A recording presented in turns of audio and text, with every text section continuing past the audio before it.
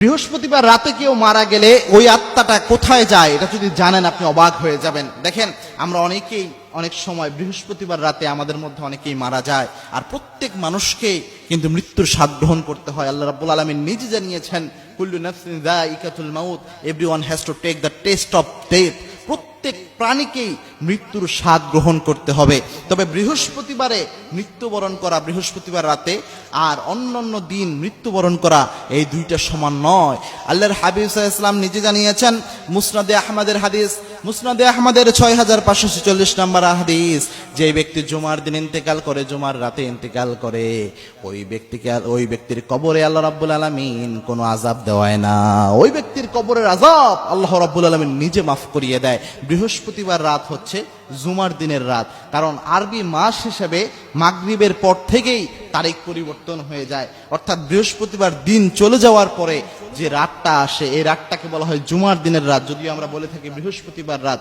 এই রাতে যদি কেউ ইন্তেকাল করে, তার কবরের কোনো আযাব হয় না, যেটা রাসূল সাল্লাল্লাহু আলাইহি ওয়াসাল্লামের হাদিস থেকে জানা যায়। তবে এক্ষেত্রে কয়েকটা কথা রয়েছে। এটা হচ্ছে যে কোনো ব্যক্তি নামাজই পড়লো না, কোনো ব্যক্তি রোজা করলো না, কোনো ব্যক্তি আল্লাহ রাব্বুল আলামিনকে রব হিসাবে জানতো না, কোনো ব্যক্তির জীবন এবং দর্শন রবুবিয়াতের উপর ছিল না, ইসলামের উপর ছিল না, ওই ব্যক্তি যদি এই জুমার রাতে মারা যায়, তাহলে তার ক্ষেত্রে কি হবে? এই ক্ষেত্রে দেখেন, হাদিসের মধ্যে কিন্তু শব্দ এসেছে মামুন মুসলিমিন ইয়ামুতু ইয়াউমাল জুমআ, অর্থাৎ কোন মুসলমান যদি জুমার দিন মারা যায়, মুসলমান ওই ব্যক্তিকেই বলে, ওই ব্যক্তিকে মুসলিম বলে।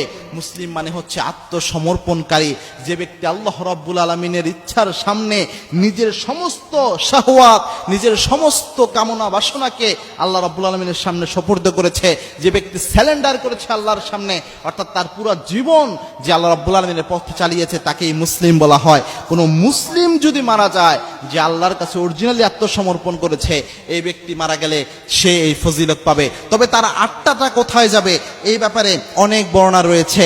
যে বারা বিন আজিজ রাদিয়াল্লাহু তাআলা আনহু তিনি বলেছেন, যারা ইমানদার ব্যক্তি রয়েছে, যারা মুসলিম ব্যক্তি রয়েছে, তারা যখন মারা যায় তাদের আত্মাগুলা ইল্লিনে চলে যায়। যে ইল্লিনের কথা আল্লাহ রাব্বুল আলামিন নিজে জানিয়েছেন, যে কিতাবুল আবরার লাফি ইল্লিন, আল্লাহ রাব্বুল আলামিন নিজে জানিয়েছেন, যারা ভালো আমল করে, যারা নেক আমল করে, যারা নেককার, তাদের কিতাব সমূহ ইল্লিনে সংরক্ষিত থাকে।